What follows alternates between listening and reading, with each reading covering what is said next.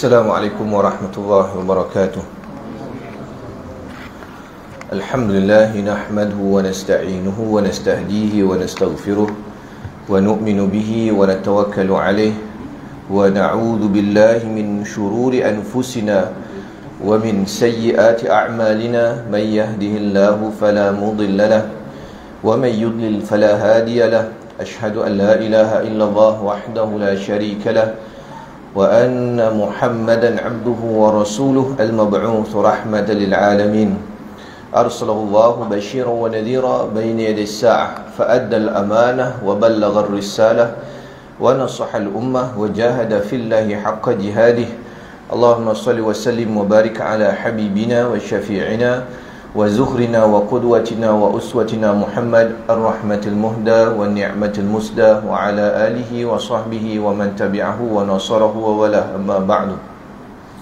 Yang dihormati Tuan-Tuan Imam, Tuan-Tuan Bilal, Jawatan Kuasa Surau, Tuan-Tuan Haji, Puan-Puan Hajah, Muslimin Muslimat yang dirahmati oleh Allah Subhanahu Wa Taala sekalian, alhamdulillah, ucap syukur pada Allah Subhanahu Wa Taala kerana pada malam ini Allah Subhanahu Wa Taala mengizinkan kita untuk kita bersama dan kita menyambung pembacaan kitab Bidayah wa Nihayah karangan Al-Hafiz Al-Imam Ibn Katsir rahimahullah.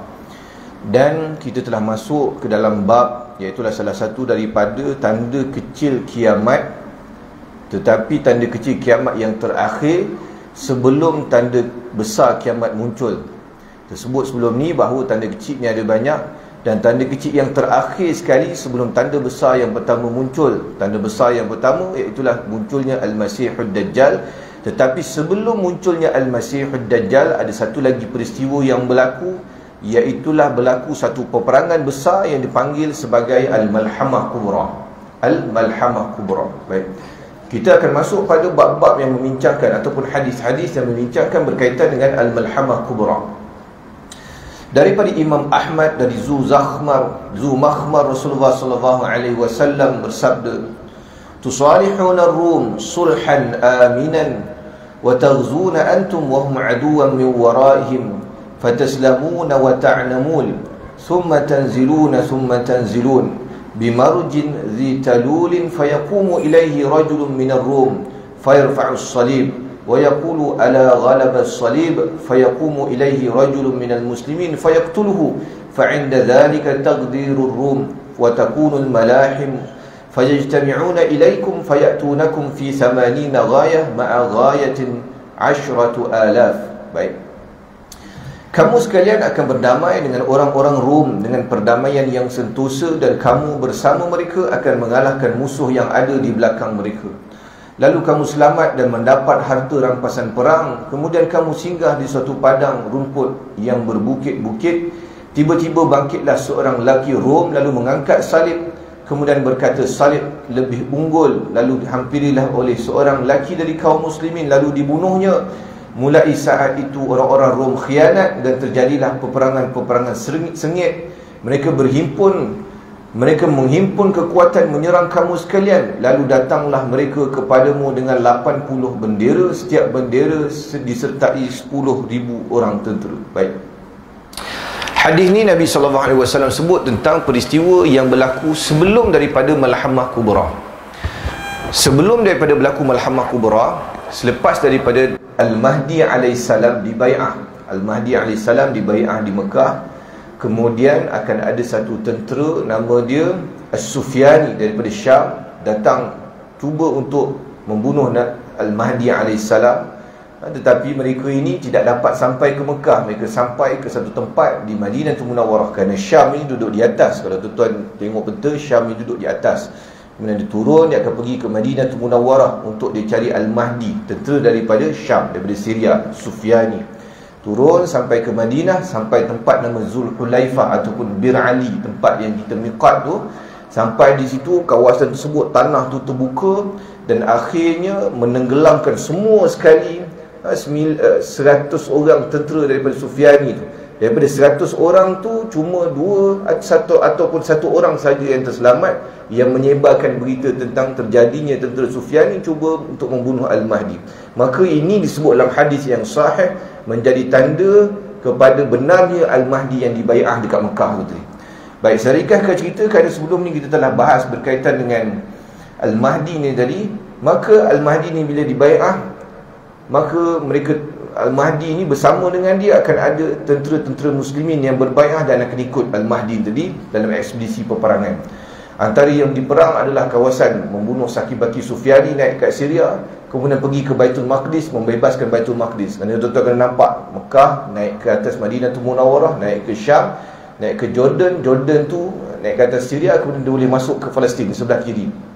Sebab tu daripada Jordan, kalau tuan-tuan duduk dekat tepi Laut Mati tu, tuan boleh nampak negara haram Israel tu duduk dekat depan, seberang Laut Mati. Bila malam nampak cahaya dia, ujung tu adalah Israel. Baik, habis daripada tu kemudian ada berlaku peperangan-peperangan, dan tentera Islam ni pada waktu tersebut berdamai dengan Rom. Rom ini kita sebut sebahagian ni adalah yang kita kata, yang kita telah bahas oleh sebahagian ulama, Rom berkaitan yang sama dengan hadis Nabi, dengan Quran mestilah sama. Kerana kita nak faham hadis dengan Quran mestilah kefahaman yang sama, kerana dua-dua datang daripada wahyu Allah Subhanahu Wa Taala. Dia tak boleh kita faham hadis beza dengan faham Al-Quran. Bila Nabi sebut hadis Rom, maka Rom dalam hadis mestilah sama dengan Rom dalam surah Rom dalam Al-Quran Al-Karim. Siapakah Rom yang ni? Mereka ini adalah Kristian Ortodok, mereka Kristian yang asal, Saki-Baki daripada Rom Bizantin dulu. Jadi mereka ni hari ni kalau kita tengok keadaan zaman kita hari ni, maka mana mereka ni pergi? Kristian Ortodok ni mereka berada di Rusia, di Moskow. Jadi sebahagian lagi ulama kata Rom yang dimaksudkan oleh Nabi ni umum juga, termasuk dengan geng-geng ni tadi, dan juga mereka yang bangsa Eropah, Bani Asfar. Kerana dalam hadis riwayat lain sebut Bani Asfar. Asfar ni kalau kita terjemah kuning, asfar, launul asfar, warna kuning. Ini maksud dia apa? Maksud dia geng-geng Eropah, kata para ulama hadis. Kenapa? Kerana orang Eropah ni sama ada kulit dia nampak macam kuning ataupun rambut dia macam kuning kan. Jadi orang panggil dia Bani Asfar ataupun orang Eropah. Jadinya geng-geng Eropah ni, ulama-ulama sebut maknanya geng-geng belah-belah Amerika, belah-belah Europe ni, sampailah ke kawasan Rusia ni, asalnya mereka ini bersama dengan Islam. Maknanya mereka tetap dengan Kristian, dengan fahaman Nasrani mereka. Cumanya mereka pada waktu tersebut buat perjanjian dengan Islam dan berperang bersama dengan Islam sekali. Jadi sekutu, ally bersama dengan Islam, lawan musuh-musuh mereka pada ketika itu. Kita pun tak tahulah siapa musuh mereka pada ketika itu kan. Dan akhirnya Allah Subhanahu Wa Taala beri kemenangan. Bila beri kemenangan, ni dalam hadis ni sebut tadi, sampailah satu tempat, dekat tempat tu satu padang rumput yang berbukit-bukit. Bila dah menang, maknanya menang ni siapa yang bagi kemenangan? Allah Subhanahu Wa Taala bagi kemenangan. Dan kemenangan ni bukan kemenangan total geng-geng Nasrani, geng-geng Bani Asfar ni. Ini adalah kemenangan bersama. Kenapa? Kerana tentera Islam turut bersama dalam peperangan tersebut. Cuma mungkin mereka rasa bahawa jumlah mereka ramai, dan tentera yang bersama dengan Al-Mahdi pada waktu tersebut taklah berapa ramai kalau nak bandingkan dengan jumlah mereka. Mereka rasa bila menang tu, menang sebab mereka ramai. Akhirnya bila selesai menang dekat kawasan berbukit yang Nabi sebut dalam hadis yang kita baca ni, ada di antara tentera-tentera Nasrani ni tadi angkat salib. Dia kata, kita menang ni sebab salib. Kita menang ni sebab salib yang memberi kemenangan kepada kita. Akhirnya lalu tentera Islam berbalah. Bila berbalah kata, mana boleh, kemenangan ni adalah kemenangan bersama.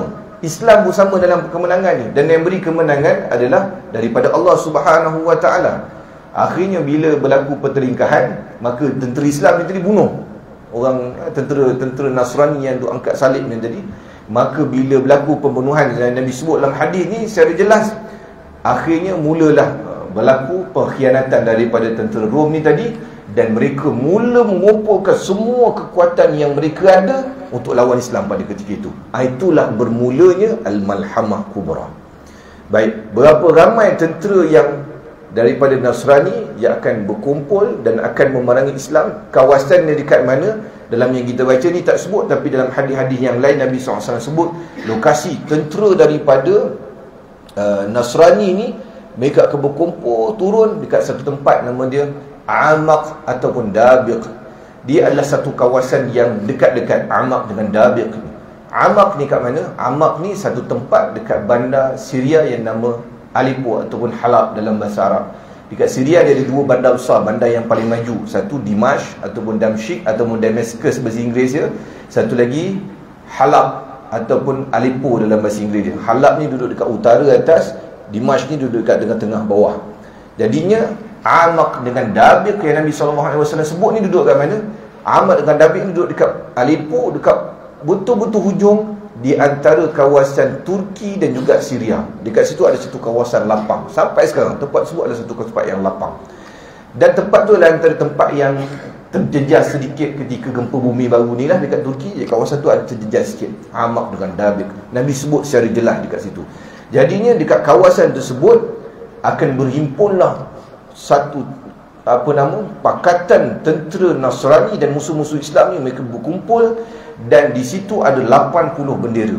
Para ulama hadis sebut 80 bendera ni maksud dia apa? 80 pasukan daripada 80 negara. Mereka pakat, mereka ni 80 pasukan daripada 80 negara, dan setiap satu bawah bendera tersebut ada 10,000 orang tentera. 80 bendera, setiap satu bendera bawah tu ada 10,000 orang tentera. Maksud dia satu jumlah yang ramai lah. Berapa tuan kira? 800,000 kan? 800,000, dekat sejuta tuan. Dan tentera Islam adakah jumlah dia ramai macam tu? Tak, dia takkan ramai macam tu. Tentera Islam ini biasanya daripada zaman Nabi SAW, biasanya jumlah musuh akan lebih ramai daripada tentera Islam. Biasanya begitulah. Cumanya Allah Ta'ala sebut kam min fi'atin qalilatin ghalabat fi'atan kathiratan biiznillah. Berapa ramai kumpulan yang kecil mengalahkan kumpulan yang besar kerana izin daripada Allah Subhanahu Wa Ta'ala. Jadi tidak ada masalah pada ketika itu. Cumanya dia akan jadi satu peperangan yang sangat sengit. Kerana apa? Kerana semua orang nak menang pada ketika itu. Ayat ni kita masuk pada hadis yang seterusnya ni. Baik. Hadis ni riwayat Imam Ahmad dari Asir bin Jabir. Dia berkata, pada suatu ketika angin merah bertiup kencang di Kufah, Iraq. Waktu tersebut dekat Iraq ni berlaku angin tiup kencang. Maksud dia apa? Maksud dia ribut padang pasir. Kerana dalam riwayat lain sebut bahawa pada ketika itu Kufah ni sampai jadi keadaan bumi tu jadi macam merah kerana ribut padang pasir ni teruk sangat. Dia tuan-tuan kalau biasa pergi negara Arab, dia ada waktu memang dia ada ribut padang pasir. Biasa kuat, biasa tak kuat. Kalau dia kuat tu, dia boleh jadi waktu tengah hari tu jadi macam maghrib. Dia macam mendung. Kenapa? Kerana angin tiup pasir tu banyak. Jadi dia pernah jadi satu ketika di Kufah, Iraq, berlaku ribut padang pasir sampai menyebabkan gelap merah bumi Kufah pada ketika itu. Maka pada waktu tu penduduk Kufah cari siapa? Cari Abdullah bin Mas'ud. Peristiwa ni berlaku bila ni? Lepas Nabi SAW wafat dah. Jadi bila Nabi wafat, sahabat-sahabat ni bertebaran kan? Ada yang pergi ke Syam, ada yang pergi ke Iraq. Boleh jadi pada ketika hadis ni mungkin ni di zaman Sayyidina Ali karamallahu wajhah. Kerana zaman Sayyidina Ali karamallahu wajhah, pusat pemerintahan Islam duduk di Kufah, Iraq. Jadi ramai juga sahabat yang pergi ke Kufah, Iraq pada ketika itu. Termasuklah Abdullah bin Mas'ud. Jadi bila Abdullah bin Mas'ud ada dekat Kufah, jadi pada ketika itu orang Kufah ingat ni dekat kiamat dah ni, dengan keadaan gelap macam tu. Macam kita dah tuan kan. Kita jerbu banyak sikit, dia kata ni dukhan telah muncul. Padahal padahal ada orang di bapa kebun ni kan, dia kata dukhan telah muncul. Dia ada orang daripada bukan zaman ni, zaman sahabat lagi dah ada orang yang macam ni. Sikit-sikit dah kiamat dah ni, ada sikit dah kiamat dah ni. Padahal sahabat tu zaman Nabi baru wafat pada ketika itu. Jadi pada ketika itu di Kufah, Iraq, orang kata nak kiamat ni. Maka bila jadi keadaan macam ni, mereka cari siapa? Mereka cari sahabat Nabi yang ada pada ketika itu lah. Mereka cari sahabat lah. Siapa yang paling alim pada ketika itu? Sahabat lah.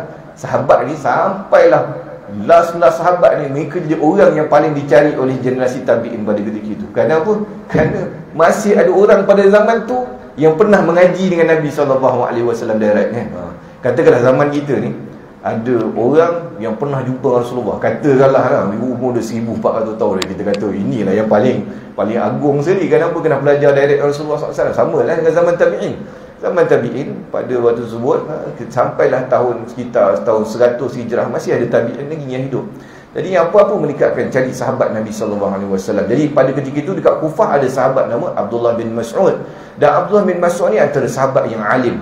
Sahabat-sahabat ni tidak semua yang alim, tapi antara yang alim adalah Abdullah bin Mas'ud radhiyallahu anhu. Jadi orang jumpa Abdullah bin Mas'ud, dia kata, wahai Abdullah bin Mas'ud, ni nak dekat kiamat dia kot ni. Gelap ni dengan ribut padang pasir apa semua ni. Dan dekat kiamat dah ni agaknya. Waktu tu Abdullah bin Mas'ud dia duduk ingat, duduk fikir, dia tenung, dia kata belum kiamat lagi ni. Belum kiamat lagi. Kenapa? Kerana Abdullah bin Mas'ud ni dia belajar daripada Nabi SAW. Nak jadi kiamat mestilah melalui tanda-tanda dia dulu. Bila selesai tanda-tanda tu pun jadi kiamat. Kalau tanda-tanda tu tak ada, tak jadi kiamat lagi. Sebab tu kalau kita yang dah mengaji kitab ni kan, kita dah tahu dah. Kalau orang kata dukhan ni, belum dukhan lagi. Kerana dukhan ni, dia mestilah hujung-hujung. Mestilah, kerana yang pertama sekali tanda besar kiamat, munculnya Dajjal. Dukhan ni tanda besar kiamat juga, tapi bukan tanda pertama. Dia tanda lepas daripada tu. Jadi ni bukan dukhan.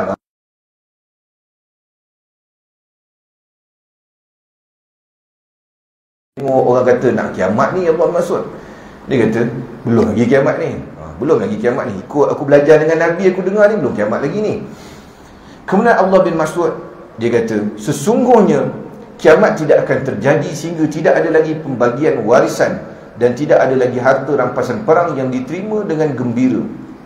Maknanya Allah maksud kata dekat-dekat dengan kiamat nanti harta warisan ni tak ada orang yang nak bagi lagi dan tak ada orang nak ambil lagi pada ketika itu. Hari ni tak lagi lah kan. Maknanya dekat kiamat nanti. Dia ada dua maksud lah. Satunya kerana peperangan yang dahsyat berlaku pada ketika itu. Yang keduanya boleh jadi pada ketika itu zaman yang sangat makmur, zaman yang dekat-dekat dengan kiamat yang sangat aman makmur sampai orang tak nak terima harta pada ketika itu kerana orang telah dimewahkan dengan harta, bumi jadi berkat. Seperti mana zaman yang berlaku ketika zaman Umar bin Abdul Aziz. Umar bin Abdul Aziz memerintah dunia memerintah pada ketika itu sekitar 2 tahun saja, tak lama pun Umar bin Abdul Aziz. Cuma zaman tersebut zaman yang sangat makmur sampai harta daripada Baitul Mal ni tak ada orang nak ambil dah pada ketika itu. Dan tanam-tanaman ni lebihan tanam-tanaman ni sampai terpaksa tabur dekat gunung-gunung untuk bagi binatang-binatang makan. Banyak sangat. Jadi tak ada masalah makanan pada ketika zaman Umar Abdul Aziz. Cuma zaman akhir zaman nanti, zaman selepas daripada Dajjal, zaman Al-Mahdi dan juga Nabi Isa AS akan berlaku sekali lagi kemakmuran sama macam zaman Umar Abdul Aziz. Cuma yang akhir zaman tu lagi sekali nanti lagi makmur lebih daripada zaman Umar Abdul Aziz. Ada ulama sebut, dia kata zaman Umar Abdul Aziz ni, maknanya katakanlah ada orang dia ambil harta Baitul Mal, kemudian dia kata dia nak agihkan dekat taman dia ambil harta Baitul Mal, dia kata dekat BSP ni ada orang susah, jadi dia nak tolong ambil agihkan. Dia pun ambil agihkan, tengok rupanya orang ni tak perlukan pun, jadi dia kena pulang balik. Ni zaman Umar Abdul Aziz lah. Tapi zaman akhir zaman, di zaman Nabi Isa AS, orang yang ambil harta tersebut, dia konon nak tolong agihkan, tengok orang kat sana pun tak perlukan harta, dia tak boleh pulang balik dekat Baitul Mal. Kenapa? Kat Baitul Mal pun dah berlambak harta dah. Dia kena ambil harta tersebut. Ini punya makmur dekat ujung zaman tersebut. Jadi boleh jadi itu yang dimaksudkan oleh baginda Nabi SAW, atau sebabkan zaman tersebut perang teruk sangat sampai orang tak sempat nak bagikan harta pusaka dan juga harta rampasan perang. Baik. Asir berkata, sesudah itu Abdullah bin Mas'ud berbicara dengan isyarat tangannya, dia katakan begini sambil menunjuk ke arah negeri Syam, lalu berkata musuh akan berhimpun untuk menyerang kaum muslimin dan kaum muslimin pun akan berhimpun untuk menyerang mereka. Kemudian Allah Mas'ud kata, kalau nak jadi kiamat ni, maksud Allah Mas'ud, kalau nak jadi kiamat ni, dia akan jadi dulu satu peperangan, musuh akan berkumpul serang orang Islam dan orang Islam akan berkumpul untuk serang musuh. Dia akan berlaku dekat sana. Dekat sana, kenapa dia tunjuk ke sana? Kerana Allah bin Mas'ud duduk dekat Iraq, dekat Kufah, dan Syam duduk dekat bawah pada ketika itu. Dia pun tunjuk ke arah bawah. Kemudian pada waktu tersebut, orang pun kata, adakah bangsa Rom yang dimaksudkan? Dia menjawab, ya, dan pada pertempuran tersebut terjadilah kemurtadan besar-besaran. Maknanya yang duk tanya Allah Mas'ud ni pun tabi'in, mereka pun alim juga. Maknanya ditanya Allah Mas'ud, yang dimaksudkan ni adalah Al-Malhamah Kubra ke? Yang mana tentera daripada Rom akan berkumpul untuk menyerang tentera muslimin pada ketika itu? Allah Mas'ud kata, ya, tentera daripada Rom akan berkumpul pada ketika itu. Seperti mana hadis yang kita baca tadi, 70 bendera, setiap satu bendera ada 10,000 orang tentera. Dan pada waktu tersebut akan berlaku kemurtadan besar-besaran. Akan berlaku kemurtadan besar-besaran. Kenapa jadi murtad besar-besaran ni? Kerana ada sebahagian yang akan ikut tentera Islam, tentera Al-Mahdi pada ketika itu, tapi bila dia tengok musuh dahsyat sangat, ramai sangat dengan kekuatan tentera mereka pada ketika itu, menyebabkan akhirnya mereka surrender dan mereka murtad pada ketika itu. Nampak? Ni bukan calon-calon orang ni. Ni antara tentera yang akan ikut dengan Al-Mahdi alaihissalam. Sebab tu kita sebut tadi, ni adalah 1/3 daripada tentera Al-Mahdi yang ikut Al-Mahdi kerana semangat semata-mata. Dia duduk main ilmu konspirasi ni kan, duduk kaji konspirasi apa semua. Pergi surau tak pergi, masjid tak pergi, majlis ilmu tak pergi, duduk main tengok YouTube, tengok ni. Dia kata semangat, ni Al-Mahdi nak muncul ni akhir zaman ni. Oh ni Mekah dah jadi hijau, Saudi dah jadi hijau, salji dah turun, akan merangkak bai'ah Al-Mahdi. Dia duduk semangat begitu. Tapi ilmu tak ada, akidah tak jaga, amal tak jaga. Maka akhirnya bila sampai zaman Al-Mahdi ni muncul, dia dapat join Al-Mahdi kerana semangat punya pasal. Kita boleh buat kan kadang, tapi dia separuh jalan. Orang panggil semangat Pepsi Cola kan. Dia keluar buih, goncang-goncang, sedang goncang air Pepsi, keluar buih. Tapi buih tu kejap tu hilang balik kan air tu. Sama lah, kita kalau buat sesuatu tanpa ilmu, kita akan semangat sekejap je lah. Lepas tu dia hilang. Kan? Macam kadang-kadang orang yang kita kata orang yang duk buat MLM kan, kadang-kadang kan, mula tu dia dengar semangat tu, hari-hari duk post lepas ni dalam grup lah apa semua. Lepas tu dia lemah. Tengok jaga kuih pisang pula. Itu bukan jual benda ni. Dia kata tak semangat kata. Jadinya ada sebahagian yang akan ikut tentera Al-Mahdi, dia akan jadi semangat semata-mata, maka dia ikut. Beli ikut. Kata Asir, maksudnya waktu itu kaum muslimin akan bertekad bulat untuk mati dan takkan mundur kecuali menang. Mereka pun bertempur sampai terhalang oleh malam, barulah mereka berhenti. Masing-masing tidak ada yang menang dan tekad itu pun dilupakan. Baik, maknanya dua-dua pihak, daripada pihak Nasrani yang berkumpul, Bani Asfar ni tadi, dan juga tentera Islam, dua-dua nak menang. Tentera Islam memang kita imman suruh atau imman syahadah.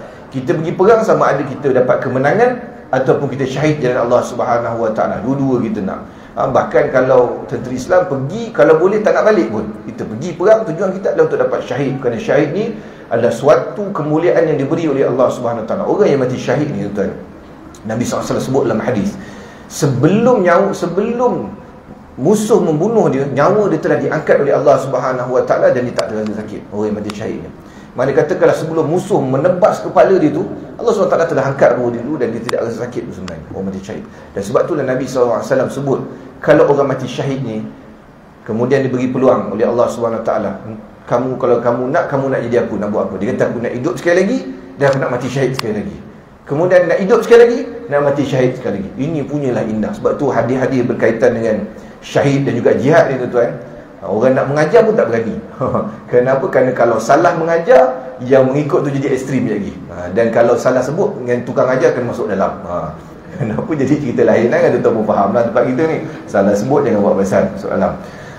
Jadinya itu yang tuan-tuan tengok, geng-geng yang membaca hadis berkaitan dengan jihad dengan syahid ni, tapi tanpa panduan daripada para ulama', dia akan jadi radikal, dia akan jadi bahaya, dia akan jadi ekstrim. Dia akan sampai tahap bunuh orang sana sini, letak bom kat badan, kerana mereka sangka bahawa dengan cara begini akan dapat syahid di jalan Allah Subhanahu Wa Taala. Sedangkan dia tidak semudah tu. Dia ada fiqh jihad ni, dia ada kaedah dia, macam mana ditentukan, macam mana kita nak berperang, apa yang kita boleh bunuh, apa yang kita boleh serang, apa yang tak boleh serang, semua ada fiqh jihad. Dan almarhum Dr. Yusof Qaradawi ada karang, dan kitab tersebut sekarang dah ada dalam bahasa Melayu dah. Kalau tuan-tuan pergi kat kedai-kedai kitab, ada tulis kitab fiqh jihad karangan Dr. Yusof Qaradawi. Dia ada kaedah dia macam mana. Jadinya orang yang mati syahid sebut tadi, kalau dapat peluang mati syahid, dia nak mati syahid lagi, hidup lagi, mati syahid lagi. Dan orang yang mati syahid ni Nabi sebut dalam hadis, mereka ini orang-orang yang mati, katakanlah kita ni mati dan dalam keadaan baik, maka roh-roh kita akan dikumpulkan di perkampungan roh-roh orang yang soleh. Ini satu bab lain lah kalau kita nak cerita ni kan. Macam mana orang lepas selesai soalan kubur, mereka akan duduk dalam perkampungan orang yang soleh. Kemudian dalam hadis sebut, nanti ada orang daripada kampung dia datang pula, dah meninggal, masuk pula dekat tempat tu. Dia tanya, contohlah kita kata, kita duduk BSP, dia meninggal 5 tahun lepas, katakanlah 3 tahun lepas, meninggal masa Covid kan. Kemudian kita dah duduk dekat perkampungan orang soleh, roh-roh kita ni, kemudian tiba-tiba datang pula, ni bukan Bilal surah Al-Mu'min dulu, meninggal lah. Contoh kata, contoh, masuk dekat dalam perkampungan orang soleh, alhamdulillah lah kan. Kemudian orang yang akan tanya, macam ni BSP sekarang? Dia kata BSP sekarang traffic light dah siap dah tak jam dah, dia kata. Masa meninggal Covid tu tak ada, dia kata. Dia nak cerita, sebab dia dah duduk alam barzah, dia dah tak tahu dah apa berlaku. Kemudian orang semua pada ketika itu nak tanya ahli keluarga masing-masing. Orang BSP yang dah meninggal, tengok ada orang BSP baru datang, semua nak tanya. Malaikat kata, relax dulu, kawan ni penat lagi, baru lepas kena cabut nyawa, kena soal dalam kubur apa semua, kemudian dah sampai sini, tiba-tiba orang semua sibuk nak tanya soalan. Mereka kata sabar dulu, kawan ni ambil nafas dulu kan. Kemudian orang mula tanya, abang aku macam mana abang aku itu? Yang ni kepopiang lebih jalan tu macam mana? Abang kau meninggal lama dah, tak lama lepas kau meninggal. Tak ada kat sini pun. Contohnya kalau tak ada kat sini, maksudnya kat mana? Dekat perkampungan tempat kena azab lah, maknanya roh dia tak bersama dengan orang soleh. Tetapi orang yang mati syahid, roh dia ni Allah Subhanahu Wa Taala akan letak di, ada riwayat sebut di dalam syurga ada burung warna hijau. Jadi roh orang soleh yang duduk dekat mulut burung warna hijau dekat syurga ni, dan burung ni akan terbang daripada satu dahan syurga, dan roh orang yang mati syahid dapat tengok keindahan syurga. Maknanya mereka telah masuk syurga lebih awal, tapi dalam bentuk roh lah, duduk atas burung, bukan dalam bentuk manusia seperti mana biasa. Nak masuk manusia ni tunggu last sekali nanti, last sekali lepas Nabi SAW masuk baru boleh masuk sekali. Tapi orang mati syahid ni telah duduk dalam syurga terlebih dahulu. Mereka telah tengok keadaan dan keindahan syurga Allah SWT. Sebab tu orang berebut nak mati syahid kan. Cuma kena dalam kaedah yang betul. Baik. Kemudian akhirnya bertempur. Dua-dua bertempur dengan pertempuran yang dahsyat. Ialah kerana sebelah sana tentera 800,000 orang. Tentera Al-Mahdi tak ramai. Katakanlah kita kata dalam 300,000 orang pun ramai juga. 300,000 lawan 800,000, tapi mungkin tak banyak macam tu lah. Tetapi pertempuran yang dahsyat ni, bila mereka stop ni bila malam je. Kerana gelap gelita pada ketika itu yang menghalang mereka untuk berhenti. Dan bila tentera Islam ni, bila siang berperang, malam mereka tak tidur. Sebab tu dia ada pepatah yang menyebut tentera Islam ni siang seperti mana singa, malam seperti mana bayi. Siang macam singa, berperang macam gila, tak takut mati. Tetapi malam menangis teresak-esak kerana apa? Macam bayi, kerana munajat pada Allah Subhanahu Wa Taala. Ini yang diberi kekuatan pada ketika itu. Akhirnya bila malam, mereka berehat. Besok perang balik. Kemudian kaum muslimin bertekad bulat lagi untuk mati, takkan mundur kecuali menang. Kemudian mereka dan musuh pun berhenti masing-masing, tidak ada yang menang, tekad pun dilupakan lagi. Sampai hari kedua pun sama juga, bertempur sampai malam. Tuan boleh bayang tu, duduk dalam suasana peperangan daripada pagi sampai ke malam. Penat tuan, berperang ni penat fizikal dan mental. Tuan kalau tengok suasana perang pun mental tuan penat sebenarnya. Suasana perang ni tengok orang mati, tengok bom nak menyelamatkan diri pada ketika itu. Sebab tu kalau tuan tengok kajian-kajian menunjukkan bahawa tentera-tentera Amerika Syarikat yang dulu base kat Afghanistan, dulu base kat Iraq, balik kebanyakan mereka ni mempunyai masalah mental. Kenapa? Kerana tekanan pada tempat tu. Itulah tuan bayang tengah naik terak, tiba kena bom dekat tengah jalan, kawan mati depan mata, ada kawan kena tembak. Tuan bayang berapa lama mereka hadapi waktu tu, menyebabkan akhir mereka balik. Ada yang bunuh diri, ada yang jadi tak betul kepala, ada yang jadi ramainya jadi penagih dadah. Kenapa? Kerana nak tenangkan diri pada ketika itu, kerana ambil dadah diingat sebagai satu penyelesaian. Kemudian hari ketiga mereka pun bertempur lagi, sama juga. Bila malam barulah mereka berhenti dan balik semula ke tempat masing-masing. Baik. Kemudian apabila datang hari keempat, bangkitlah tinggalan kaum muslimin yang masih ada. Mereka menyerbu musuh. Namun Allah Subhanahu Wa Taala belum memberi kemenangan mereka, meskipun sebenarnya telah bertempur mati-matian. Boleh jadi Asir mengatakan, aku tak pernah mengalami pertempuran seperti itu. Dia berkata belum diketahui pertempuran seperti itu. Dalam riwayat lain Nabi sebut bahawa dahsyatnya Al-Malhamah Kubra ni, lam yura mislahu qablah, tak pernah dilihat sebelum ni atas muka bumi peperangan yang dahsyat macam tu sekali. Daripada zaman dulu sampai ke kiamat nanti, takkan ada peperangan yang pernah dilihat sedahsyat Al-Malhamah Kubra. Yang tu akan berlaku nanti pada ketika itu, ketika Al-Malhamah Kubra. Sampai dalam riwayat lain, kalau tuan-tuan buka Sahih Muslim, tuan-tuan akan jumpa hadis-hadis lain yang tidak disebut dalam kitab ni, yang Imam Nukasi tak masukkan dalam kitab ni juga. Banyak tuan-tuan hadis-hadis tersebut sebut tentang bagaimana keadaan Al-Malhamah Kubra ni punya dahsyat. Sampailah Nabi kata dalam hadis, burung tu, katakanlah burung terbang dekat atas, dekat kawasan orang bertempur ni, Nabi kata burung ni pasti akan mati. Burung terbang ke atas, pertempuran berlaku kat bawah, tapi pertempuran yang akan menyebabkan burung yang terbang dekat atas pun mati. So, kita kata dahsyat ni kita tak tahu macam mana. Ada yang ulama-ulama mutaakhirin dia kata mungkin pada waktu tersebut berlaku peperangan nuklear, dia kata mungkin lah, dia kata kan, mungkin kerana nuklear ni radiasi dia naik ke atas, jadi burung terbang menyebabkan burung boleh mati. Wallahu a'lam. Tetapi nanti kita akan tengok hadis ni dekat hujung-hujung dia, peperangan ni dia tidak guna senjata moden. Nabi sebut dalam hadis, Nabi kata dia akan guna senjata seperti mana orang dulu, dia akan naik kuda macam mana orang dulu berperang. Baik. Kemudian sehinggalah akhirnya ada satu benda terbang melintasi mereka belum lagi benda itu meninggalkan mereka, tiba-tiba dia mati tersungkur. Lalu disuruhlah orang-orang yang pandai melakukan pemeriksaan. Mereka ada 100 orang, namun mereka tidak menemuinya, bahkan turut tewas. Semua tidak tertinggal kecuali seorang lelaki. Harta rampasannya, apa yang patut dibanggakan, atau warisan apa yang dapat dibahagi-bahagikan. Baik, cerita dia begini. Ketika perang tersebut, satu daripada pertiga tersebut tadi telah larikan diri, telah tinggalkan medan perang. Mereka jadi murtad. Tuan-tuan kena ingat, tinggalkan medan perang ni, dia jadi sebagai salah satu dosa-dosa besar. Tinggalkan medan perang, dah pergi perang, kemudian bila tengok rasa macam nak kalah, dia tinggalkan medan perang. Orang begini dosa besar, dan kalau mati dia akan masuk dalam neraka Allah Subhanahu Wa Taala. Zaman Nabi SAW ada satu kes begini. Kawan ni tadi mati, mati. Kemudian sahabat-sahabat datang kata, ya Rasulullah, kawan ni mati syahid. Nabi kata dia tak mati syahid. Nabi kata dia dalam neraka. Kenapa? Kerana dia cuba lari daripada medan perang. Kerana panah duduk kat belakang dia, nak lari dia ke belakang, orang bunuh dia, kemudian dia mati. Nabi kata kawan dia masuk neraka. Kenapa? Kerana lari dia medan perang adalah satu dosa besar. Baik, satu lagi 1/3 lari. 1/3 dah tu jumlah ramai, tuan. Katakanlah kita ambil jumlah besar 300,000 tadi. Dah lah, tak ramai nak lawan tentera 800,000. 300,000, 1/3 maknanya 100,000 lagi. Tinggal lagi 200,000. 200,000, 1/3 lagi syahid. Dan ini adalah syahid yang paling mulia di sisi Allah Subhanahu Wa Taala dekat akhir zaman ni. Dekat akhir zaman ni kita nak dapat syahid, payah. Nak dapat yang betul-betul syahid, payah, tuan-tuan. Kerana kebanyakan peperangan-peperangan yang ada di zaman moden kita ni, walaupun yang terlibat tu umat Islam, kadang-kadang dia jadi fitnah, dan rupanya dia berperang sesama Islam. Bila berperang bersama Islam, payah kita nak kata syahid. Kerana wa ma kana lil mu'minin ay yaqtula mu'minan illa khata'a. Tak boleh orang mukmin bunuh orang mukmin lain kecuali ada sebab yang kukuh. Dia ni termasuk dalam benda, dia buat satu benda yang darah dia dihalalkan oleh Allah Subhanahu Wa Taala, maka darah dia boleh bunuh. Kalau tak boleh bunuh. Bahkan nanti kita, kalau kita panjang umur, ujung-ujung kitab ni ada cerita tentang bagaimana Allah Subhanahu Wa Taala akan bangkitkan manusia yang terlibat dalam berperang. Dosa yang pertama yang Allah Taala akan hisap adalah dosa bunuh orang. Kan dia akan hisap dosa kita dengan Allah Taala, kemudian dia akan hisap dosa kita dengan manusia. Dosa antara manusia pertama sekali yang Allah Taala hisap adalah dosa orang bunuh orang. Nabi sebut dalam hadis, ada orang yang dibangkitkan di mahsyar, bawa kepala dia kena mancung. Dia bawa kepala dia bangkit, jumpa Allah SWT. Ya Allah, kenapa aku dipancung, ya Allah? Tapi kawan ni tadi, dia dipancung kerana jalan yang benar. Maknanya memang kawan ni tadi kafir lah. Jadi yang bunuh dia tu tentera Islam.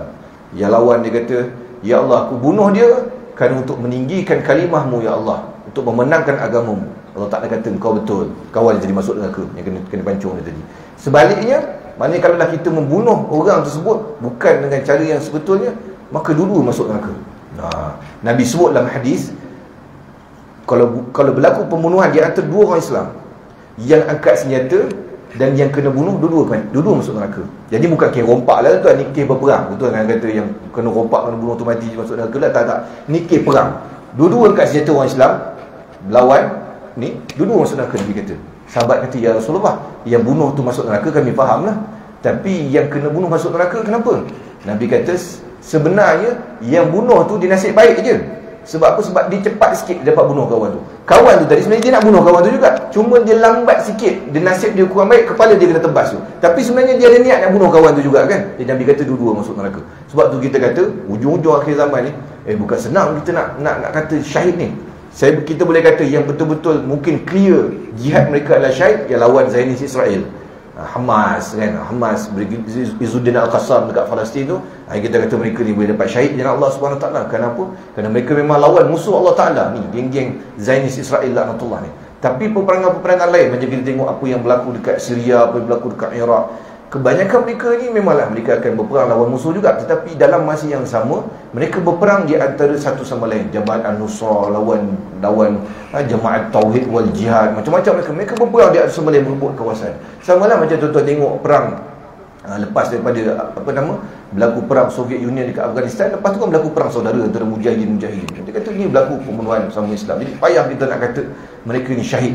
Kecuali yang duduk dengan berperang dengan Al-Mahdi ni, mereka ni akan dapat syahid yang mulia. Kenapa? Duduk dalam peperangan Al-Malhamah Kubra yang Nabi sebut dalam hadis. 1/3 ni akan dapat syahid yang mulia, dan 1/3 lagi akan menang. Mereka yang menang ni, sakit baki ni, tinggal sikit lagi. Inilah kumpulan yang terakhir yang bersama dengan Al-Mahdi. Yang hujung-hujung nanti akan berhadapan dengan Dajjal pula. Daripada kita ambil contoh jumlah 300,000, maknanya tinggal 100,000. Baki tu je lah yang kecil tu yang akan berhadapan dengan Dajjal. Yang kita nak baca hadis dia tuan, Dajjal tak keluar lagi tuan. Ini baru perpanjangan Al-Malhamah Kubra. Habis Al-Malhamah ni baru keluar Dajjal. Inilah baru jadinya cerita. Tiba-tiba dalam hadis ni sebut ada satu hujung-hujung tu macam mana tentera Islam dia boleh menang. Nabi sebut dalam hadis ada satu benda yang terbang pada ketika itu. Wallahu alam, tak disebut apa, dan ulama-ulama pun berbeza pendapat apa yang dimaksudkan. Tak dapat jelas apa yang dimaksudkan benda terbang pada ketika itu. Benda tu terbang menyebabkan saki baki musuh pada ketika itu mati. Jadi jumlah tentera musuh yang ramai itu tinggal sikit, ramai yang mati pada ketika itu. Maka pada ketika itu bila tentera Islam menang, nak ambil harta ghanimah, rampasan perang ni lah kan. Dan memang dalam Islam, dalam satu perkara yang Nabi sebut dalam hadis adalah yang diberi kepada Nabi SAW tidak diberi kepada umat terdahulu adalah ghanimah, harta rampasan perang. Nabi-Nabi dulu kalau perang harta tak boleh ambil, harta kena belanja je nak Allah SWT. Tetapi zaman Nabi Muhammad SAW, syariat Nabi Muhammad membenarkan perang ambil ghanimah. Siapa yang terlibat peperangan boleh dapat, baki tu akan dibagi kepada Baitul Mal. Jadi ketika tentera Rom ni tadi telah mati, ramai tinggal sikit saja pada ketika itu, maka tentera Islam pun ambil ghanimah pada ketika itu, ambil ghanimah masing-masing. Bila ambil ghanimah masing-masing, tiba-tiba ada suatu suara teriakan bagi tahu bahawa Dajjal telah keluar, Dajjal telah keluar. Dalam riwayat yang lain sebut, dia kata syaitan. Pada ketika itu kan orang tengah sibuk, dah menang, dah ambil harta-harta rampasan perang ni, tentera Islam dah agak rehat sikit pada ketika itu. Maka ada datang satu suara daripada bukit menjerit bagi tahu bahawa baliklah kamu ke rumah masing-masing, Dajjal telah dilepaskan oleh Allah Subhanahu Wa Taala. Mana mereka telah menguasai tempat kamu, kampung kamu, rumah kamu, bandar kamu. Balik, baik kamu jaga isteri dan anak-anak kamu. Seperti mana dalam hadis Nabi SAW sebut, kita bila berlaku, dikatakanlah berlaku dilepaskan Dajjal oleh Allah SWT, Nabi suruh kita untuk kita jaga anak kita dan juga isteri kita, anak perempuan dan juga isteri kita. Bahkan Nabi dia sebut dalam hadis, kalau perlu ikat pada ketika itu, kena ikat pada ketika itu. Kenapa? Kerana takut kalau dibiarkan mereka akan keluar dan akhirnya akan ikut Dajjal. Jadinya bila tentera Islam dengar seruan sebut kata Dajjal telah dilepaskan, semua orang nak balik kampung masing-masing lah. Duk teringat anak isteri apa semua, takut anak isteri ikut Dajjal. Kenapa? Kerana risau kalau ikut Dajjal tak ada return kan, tak ada return, tak ada patah balik. Kenapa? Kerana siapa yang ikut Dajjal, dia akan ikut Dajjal, matilah keadaan kafir. Dia tak boleh masuk Islam semula, dia tak ada return balik. Jadinya pada ketika itu orang semua nak selamatkan ahli keluarga masing-masing bila dengar pasal Dajjal yang telah keluar. Maka pada ketika itu Al-Mahdi ni tadi hantar 10 orang naik kuda untuk pergi tengok betul ke Dajjal telah dilepaskan oleh Allah Subhanahu Wa Taala. Dan hadis ni tuan-tuan, hadis yang sangat cantik, kerana Nabi SAW sebut kan, tadi kita kata keluar suara bagi tahu Dajjal dah keluar. Jadi Al-Mahdi hantar 10 orang untuk pergi recon, tengok betul ke Dajjal dah keluar. Dan 10 orang ni naik kuda. Nabi kata dalam hadis, inni la a'rifu asma'ahum wa asma'a abaihim wa alwana khuyulihim hum khairu fawaris ala zahril ard. Nabi SAW sebut, sesungguhnya 10 orang yang tadi dihantar untuk tengok survey tadi daripada Al-Malhamah Kubra ni, 10 orang yang untuk tengok betul ke Dajjal telah keluar yang naik kuda ni, Nabi kata, aku tahu nama mereka, nama bapa-bapa mereka, warna kuda-kuda yang mereka naiki pada ketika itu, dan mereka adalah penunggang kuda yang terbaik sekali yang ada di atas muka bumi pada ketika itu. Tuan, maknanya apa tuan, perang ni guna keadaan lama kan, naik kuda. Nabi sebut dalam hadis jelas naik kuda, dan Nabi kata aku kenal yang naik kuda ni 10 orang ni, nama dia, nama ayah dia, warna kuda yang dia naik. Dia tak naik Myvi tu tuan, nanti kuda pada ketika itu. Maknanya memang sebab tu kita kata kita baca hadis-hadis dengan peperangan akhir zaman ni, dia akan menggunakan tombak, dia akan menggunakan panah, dia akan menggunakan pedang, dia akan menggunakan kuda seperti mana zaman dahulu. Ni tuan, kita kata lalu kita ni macam mana nak berperang ni, naik kuda pun tak reti kan, kuda kepang reti lah kan, dengan kuda longkang kuda longkang yang lain tak reti. Memanah ke laut, pegang manah, tali sebab muka, panah tak pergi ke mana kan, punya tak reti. Kena belajar kat tuan-tuan. Kalau kita ni betul-betul serius kata nak jadi tentera Al-Mahdi, dia kena belajar. Sebab tu alhamdulillah lah sekarang ni dekat tempat kita, kawasan-kawasan Nusantara ni dah start balik kan aktiviti berkuda, aktiviti memanah hebat. Tapi benda ni dia kena berlatih tuan-tuan. Dia tak boleh, dia bukan macam naik motor start tu boleh jalan perah kan. Kuda ni dia kena belajar, dia kena kedai kuda macam mana nak jaga kuda apa semua. Jadinya Nabi sebut bahawa 10 orang Nabi kenal baik, mereka pergi, dan bila pergi didapati bahawa tak lama masa suara tu menjerit bagi tahu Dajjal dah keluar. Dajjal tak keluar lagi pada ketika itu. Cuma syaitan pada ketika itu menjerit nak supaya tentera Islam ni tinggalkan medan perang pada ketika itu, nak suruh tinggal medan perang. Jadi bila dah check, tak lama lepas tu memang betul, barulah Dajjal dimunculkan oleh Allah Subhanahu Wa Taala, dan berlakulah pertempuran sengit selepas daripada tu. Satu pertempuran lain pula yang tentera Islam kena hadapi yang sakit-baki ni tadi, iaitu bertempur dengan tentera Dajjal pula. Dan Dajjal bawa lagi tentera yang lain. Tuan bayang, ni yang jihad jenazah Allah SWT akhir zaman ni, berdepan dengan 800,000 tentera, 2/3 hilang, 1/3 syahid, 1/3 larikan diri. Habis tu dah menang, dah pernah menang ni apa semua, berlawan dengan tentera Dajjal pula ketika itu. Dan Dajjal ni datang dengan bawa tentera yang banyak, Yahudi daripada Asfahan. Bahkan ada di kalangan umat Nabi Muhammad SAW yang Islam ni pun akan ikut Dajjal juga. Sebab tu kita kata fitnah Dajjal ni fitnah yang sangat berat. Kalau kita tak jaga diri kita daripada sekarang, ditakuti, jadi dua je tuan pada ketika itu. Sama ada kita mengikut kebenaran atau mengikut kebatilan. Ini baru kita sebut tentang mereka yang berada dekat medan perang tu tadi. Apa cerita mereka yang tak ikut medan perang? Itu cerita yang kita telah bahas sebelum ni. Iaitulah berlaku satu zaman dekat-dekat dengan Dajjal muncul, automatik orang akan terpecah dua. Yang beriman akan duduk kumpul kelompok yang beriman, yang fasik, yang munafik, yang kafir, dia akan automatik duduk golongan kafir. Jadi pada ketika itu jelas, sama ada kita duduk sebelah A atau begitu sebelah B, sama ada kita duduk dalam hak atau begitu batil, sama ada kita ikut tentera Al-Mahdi dan juga Nabi Isa yang akan diutuskan oleh Allah Subhanahu Wa Taala, ataupun akan ikut tentera Dajjal, na'udzubillahi min zalik. Dan peperangan tersebut dia akan berlaku dengan sengit. Dia tak mudah tuan-tuan perang ni. Dah baki tinggal sikit keluar Dajjal, berlaku pertempuran yang sangat sengit. Bila berlaku pertempuran yang sangat sengit, cuma Al-Mahdi tidak boleh bunuh Al-Masih Dajjal. Kenapa? Kerana Allah Subhanahu Wa Taala telah tetapkan yang akan bunuh Dajjal ialah Nabi Isa AS. Itu memang Allah Ta'ala tetapkan begitu. Bahkan zaman Nabi SAW, nanti kita akan baca, ada satu orang ni yang dia ada ciri-ciri Dajjal. Orang ni nanti kita akan baca lah siapa nama dia ni, ciri-ciri Dajjal. Sampai Sayyidina Umar Al-Khattab bersumpah kepada Rasulullah, ya Rasulullah, dia ni Dajjal ya Rasulullah. Sayyidina Umar bersumpah, dia ni Dajjal ya Rasulullah. Rasulullah senyum. Kemudian Sayyidina Umar kata, ya Rasulullah, biar aku bunuh dia. Dia ni Dajjal ni sebab apa? Sebab kawan ni tadi, nama dia Ibnu Sayyad, nama dia. Tuan-tuan boleh google nama dia, Ibnu Sayyad. Nanti kita akan baca hadis-hadis berkata Ibnu Sayyad ni. Ibnu Sayyad ni, dia punya background dia dengan mak ayah dia Yahudi, dengan apa semua ni sebiji macam background Dajjal. Dan Ibnu Sayyad ni ada kelebihan, dia bergerak laju.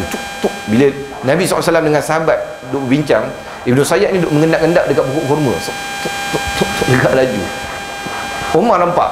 Umar kata, ya Rasulullah, biar aku tebas kepada kawan ni. Umar kata, biar aku bunuh kawan ni.